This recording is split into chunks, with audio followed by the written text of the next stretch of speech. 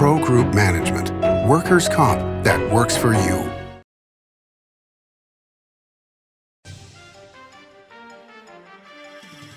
Welcome to Nevada Newsmakers on the broadcast today, an all-Pundits show with a great lineup. Josh Hicks, Cheryl Blomstrom, and Mike Hillerby here for the whole show on an all-new Nevada Newsmakers. What do you count on? You count on your power every day. At NV Energy, we've always powered what's important to you, but we're not looking at the past. We're focused on the future. While our standards are high, our rates will remain low. And our commitment to renewables isn't just meeting standards, but leading the way. Because you can count on more than just your power. You can count on the company who brings it to you. That's our promise. You can count on it. Hello, is this D&D Roofing? Yes, it is. How may I help you? You did such a great job on my roof. May I speak to the owner? I am an owner. Oh, can I speak to your supervisor? Sure. How may I help you? I love your work. May I speak to the owner? I am an owner. We're all owners. Well, that's why at D&D we work so hard to keep your home safe and sound. Oh, no wonder. D&D Roofing and Sheet Metal. Local, employee-owned, here for you. Retail's impact on Nevada's economy? Enormous. 8,600 businesses, large and small, employing 145,000 workers. And last fiscal year, retail paid tax on nearly $60 billion in sales. We're the Retail Association of Nevada. We support retail, we help it grow, and we mean business. RANNV.org. When in Carson City, Nevada Newsmakers records in the conference room at the Bank Saloon. Coverage of the 2021 Nevada legislative session is brought to you by Pro Group Management, workers' comp that works for you. Ahern Rentals is ready for your next project. Liberty Dental Plan, making members shine one smile at a time. And Southwest Specialties, creative, distinctive, beautiful. This is Nevada Newsmakers with host Sam Shad, a no-holds-barred political forum. Now, from the Nevada Newsmakers broadcast headquarters, here is Sam Shad. And back on Nevada Newsmakers, coming to you from the Bank Saloon in Carson City. We have a great pundit panel here today. So pleased to have you all here. Josh Hicks is a partner with McDonald Carano. He was also Chief of Staff to Governor Givens. Cheryl Blomstrom is the political consultant and financial genius. Mike Hillerby, Director of Legislative Affairs for Kaempher Crowell, and he was Chief of Staff to Governor Gwynn. Pleasure to have you all here. Good morning. So let's start out, Josh, with something that happened last night. The Nevada Public Option passed out of the Senate Health and Human Services Committee last night. I spoke to Senator Ratty about this and referred to it as Medicare for All, and she said, well, no, it's not Medicare for All. Your thoughts on this and where it's going? Well, it's not unusual in any session to see some big ideas coming out at the end of the session, especially ideas that have a lot of politics behind them. I think this is one. We've seen some other ones as well. We still have others to come, maybe an energy bill. They're typical trading pieces. There's a lot of questions about how this is going to work, how it's going to operate. Is it going to be similar to states like Washington where we've seen it not necessarily do too much, or are we going to do it differently here? It's a huge, huge issue to deal with at the very end of the session. But it also gives the Senate a lot of leverage once they put that over into the Assembly side, and the Assembly will be looking at it and thinking about what kind of things they want to see. So not unusual. Every session has something big like this. Cheryl, there's been tremendous pushback on it, though. Absolutely. Partly because it really rewrites the way we do medical care and access to medical care across a wide spectrum of things. If you are a provider of health care and you offer workers' compensation, or you serve the public employees benefits system, or you do Medicaid, you are required to participate, to submit a good faith bid into this program. So it really changes the way things work.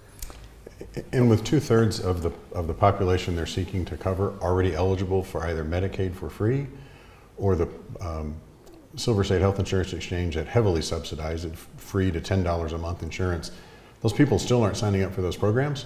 So the idea that we could take a plan that looks like the gold or silver plan from the exchange, rebranded a public option and offer it to the same people, I don't know how you get them to sign up. We need to put more effort into attracting the two of those three groups. The other is an immigrant population, and there are some federal issues and waiting periods. But let's expand presumptive eligibility, make that easier, make it more widespread, find out ways to get more people in the programs we already have before you set up one that looks like it, but to Cheryl's point, pays providers less than the cost of providing the care. Well, and that was going to be, my next point, Right. really, which is that we're already in trouble as far as the number of doctors that we have. We have so few in every field. By comparison with the size of the population, even though the medical school is now graduating people at both ends of the state, it's still not even close. Are we going to be chasing doctors away by these low reimbursement rates? I would submit yes. As you know, I've been dealing with an orthopedic issue, and last time I saw my orthopedist, I asked him about, because I am now on Medicare, and I asked him about reimbursements just because we were making conversation as he's manipulating my hip, and it was talk to him or scream. So I talked to him, and his reimbursements are terrible. They either just barely cover his cost or they don't cover his cost. And the longer he spends with me in an exam, the less his cost is covered. A fascinating issue to be discussed, and as you say, Josh, the leverage there. All right, now let's turn to the money. Almost $3 billion coming to the state of Nevada from the federal government. Your thoughts on this and how it should be spent in a way that makes sense? Well, first of all, it's a tremendous boon to the state. It's a good spot for the state to be in, quite a bit different than the last time we had a big budget hole in a recession. When I was working with Governor Gibbons, I sure wish we would have had something like that. It would have been good, but that wasn't just the timing. So it's good that it's there. The big question is, how do we spend it and do it wisely? There's already some interesting pieces in the guidance. For example, you can't use it for rainy day funds. That's one of the things we've emptied out, and it would be nice to refill that. That doesn't look like it's going to be an option. So the state's going to be looking at these things. I'm sure there'll be a lot of backfilling on the UI piece of it. Infrastructure projects, to me, using it on one-shot kind of projects is going to be the smart thing to do. I don't think you want to necessarily commit it to recurring expenses, or you're going to have some real problems down the road when those budgets come due again. One of the things about state government is, and we've seen this with education over the years, is you assign a certain amount of money, for example, to education, and then there's another pot of money that shows up that is then earmarked towards education, but the original money then disappears and goes to something else. Do you see something like that happening where you could take money from one thing and move it into the rainy day fund, for example? Almost certainly. I think that there's got to be ways to try, and to Josh's point, everybody's trying to get through those numbers. I think know with all but complete certainty we will have a special session sometime later this summer solely focused on spending that money. Could you, for example, take the money, we're going to have over $300 million more than anticipated, the year ending June 30th. Is some of that eligible before you get the federal money? Working through those details, how do you put stuff back in the rainy day fund? To your point, supplanting, as they call it, moving things from one, hey, we have a little more money over here, we can rob from that to put it somewhere else that's a little bit short. I think there'll be a lot of that going on. And to Josh's point, the idea of investing this on infrastructure, one-shot expenditures that really change things, and the governor has said that, is critical, but the temptation, they'll get a lot of pressure from teachers and others that say we want that in raises, want that in health reimbursement rates, go down the list of things where we are not doing enough, and there'll be loud cries for that, but for those people to be educated, for legislators to have the discipline to say you can't put that into ongoing expenses because what do you do later on? Unless, of course, your goal is to force a tax battle in 2023, then maybe you do that. Both Chairman Yeager was on the program and State Senator Ratty were on the program talking about the need to have somewhat of a listening tour to go out and talk to the public about what they think should be done with this money. And it always strikes me that we elect people to make those decisions. Why are they coming back to us to ask those questions? What are your thoughts about a listening tour? Because I'm sure the public has lots of things they'd like the money spent on. I think a listening tour is actually a good idea. I think that it gives the opportunity to the legislators to acquire some public buy-in to the ideas that they have. If they go out there just willy-nilly with no agenda, they're not necessarily going to get what they think they're going to get. But if they go out there with these are the 5 program areas that we think are really important, and they test those out in the water. I think that gives them some cover for some of what they're doing, and I think they need that sometimes. All right, let's take a break. We'll come back with this great panel after this timeout.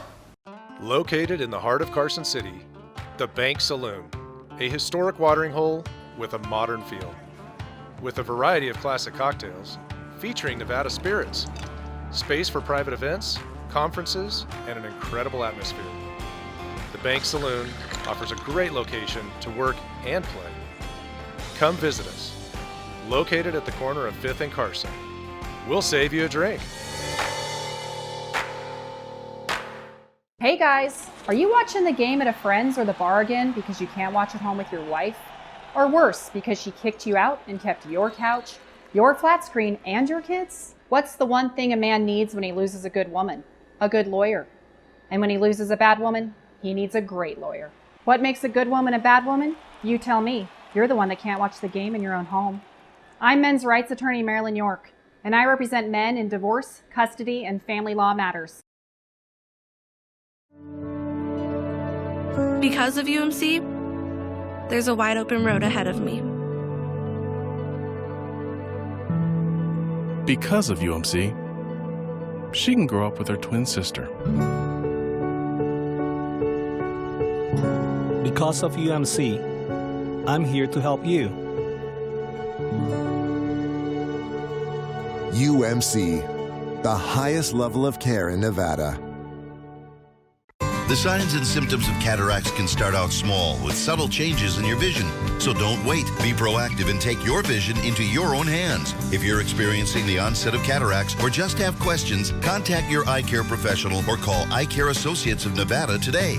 Dr. Hiss has years of experience specializing in the surgical correction of eye disorders and has completed over 84,000 vision correcting procedures. At Eye Care Associates of Nevada, we'll change the way you look at the world. This is Nevada Newsmakers. And back on Nevada Newsmakers, we continue on with this All Pundits show with this great lineup. Cheryl Blomstrom is here, Josh Hicks, and Mike Hillerby. Cheryl, let's start out with you here. We've got a thing going on at the Supreme Court here where they have to make a decision here in the very near future on whether that 2/3 was needed to carry on those taxes from the last session. State Senator Settlemeyer was on the program and said that it would only be about $900 million if it was to be ruled in favor of the Republicans. What are your thoughts on where the Supreme Court's going to come down? Reading the tea leaves. First of all, I am not an attorney. I only play one occasionally.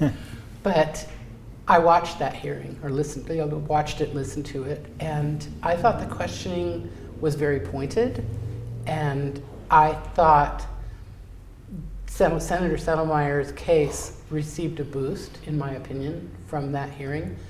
I question whether they're going to get attorney's fees. I think maybe not.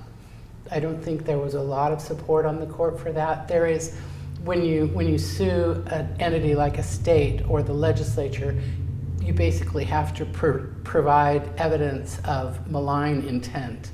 And I don't think that there was anything malign about it, but I don't think they're going to get attorney's fees. I'll be surprised if they do. But I think they're going to hold for the senator's case. Mike, you agree? I think they may. I'm not one to gamble on Supreme Court opinions. I've been surprised by them before, like in 2003. Right. But they may. I think it's an interesting case. The way that bill was handled at the end of last session, the 2/3 stamp coming on and off and on and off. I think all of that, the optics are not great. So I would kind of lean toward agreeing with Cheryl. The positive irony of this is that with all this money coming in and with the whole economy of the state moving forward rapidly, that $900 million wouldn't be that big of a deal, correct? That's absolutely right. It takes some of the politics, I think, out of the decision of the impact of it. There's money there to figure out how to fill that hole. So it doesn't necessarily cause a huge problem. We saw that before with some last-minute Supreme Court decisions under the Sandoval administration when they were sweeping funds and they had to rush to backfill those in other ways. So I think there's certainly ways to hold some money back and lessen the impact of this, but I agree with Mike and Cheryl.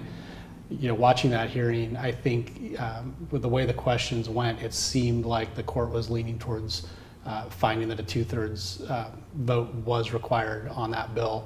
And that will have some big ramifications, not just on that, but if you remember the legislative opinion that went with that, talked about removing exemptions as well. So it has some impacts on that too, on those kind of 2/3 votes as well.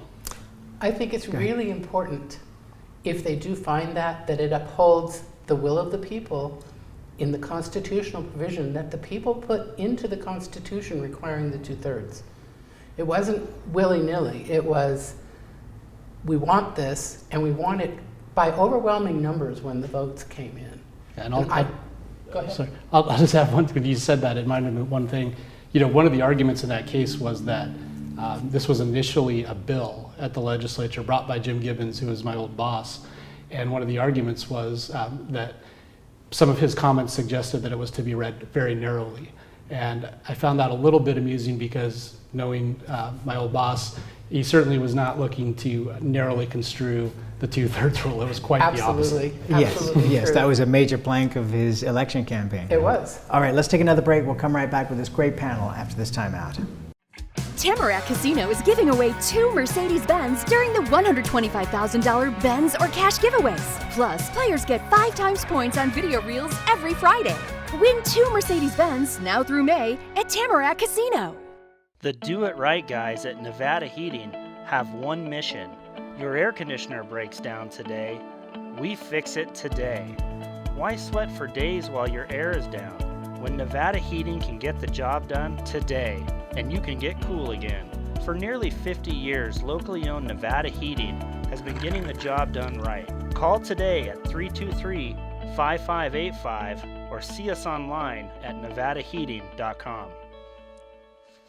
Southwest Specialties has been making the homes and businesses of Nevada beautiful for more than 20 years. Their experienced designers and craftsmen create the walkways, backyards, water features, and a variety of outdoor cooking areas that add curb appeal and value to your investment. Call today or visit them at their website and see how they can make your outdoor spaces special.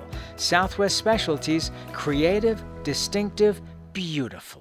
As you know, Reno is booming.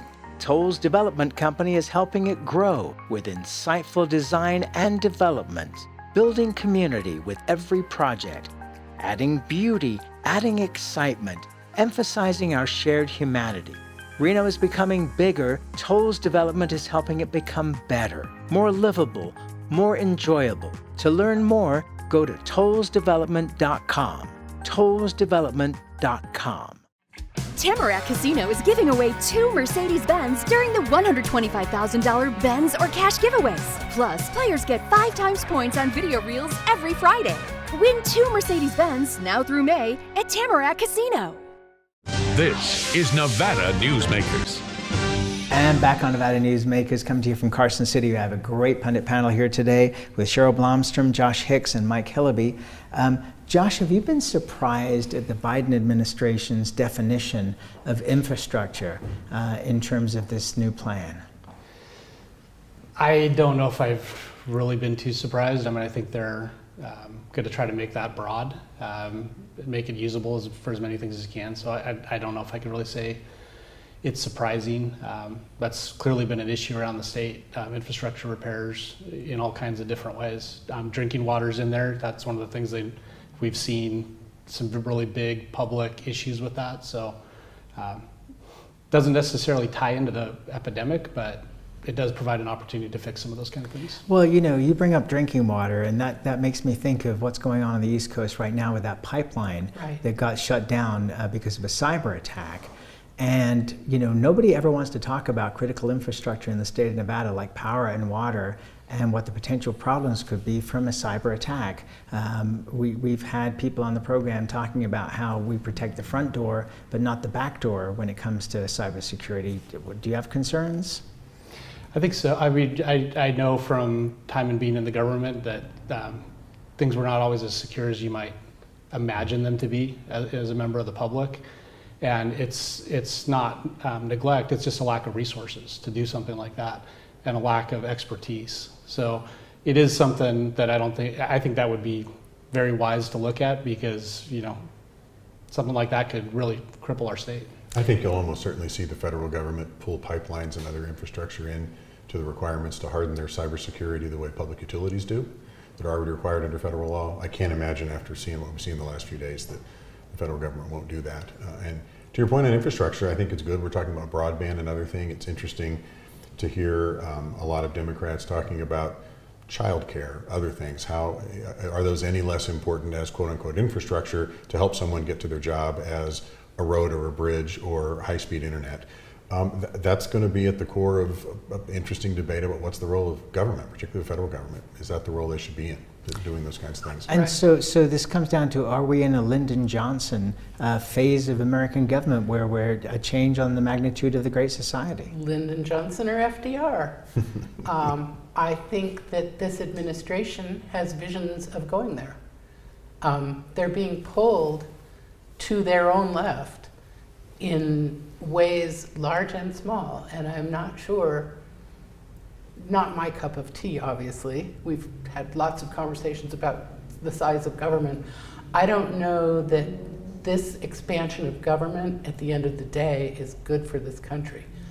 I don't think making people dependent, and I think there will be some dependency out of what I'm seeing coming out of Washington. Making people dependent is not the way to help our economy grow. It's not the way to grow families. It's not the way to grow society. It's not the way to strengthen the base of who we are. I think the Republican Party really has to come to grips with what is the message and why are so many people, particularly younger people, seeing government as the answer. And if you're going to come up with a better argument about why it isn't, why thrift and industry and those kind of traditional core pieces of the Republican Party of years ago, not currently, why those things matter, you need a different messenger and you need a better message, or you lose the war of ideas. And I think it's foolish for either party, frankly, to forget why are people that frustrated with what they've seen going on with the disparity in wealth. You're going to have to address that in this country, or people are going to take it upon themselves. Absolutely. Josh, you want to jump in on that? Well, I think that's accurate. When you look at the last 10 or 15 years, we've had a huge recession. We've had the coronavirus epidemic. Government's been a huge part of the recovery of those kind of things, and I think that lends itself to why a lot of people are thinking government's the answer. But it's going to be important. Mike's absolutely right, for Republicans or whoever it is, nonpartisans or even Democrats, to think about a different kind of message to make sure that it's we don't just become a government state.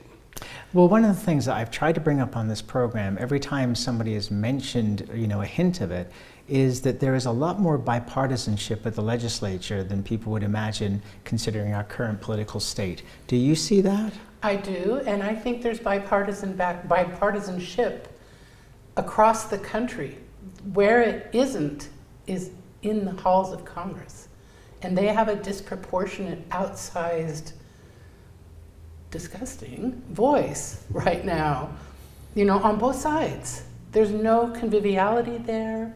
What they did this morning to Liz Cheney is goofy, just fundamentally goofy. And if you want to have, to Mike's point, a conversation about big ideas, you have to have people that can think into the future, past their next speakership election, or their next re-elect, or their next fundraising total, whatever.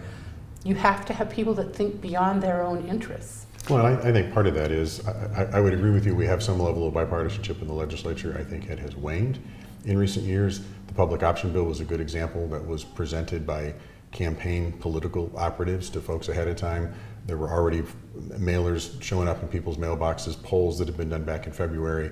That's sort of a different way to approach big public issues than we've historically had in Nevada.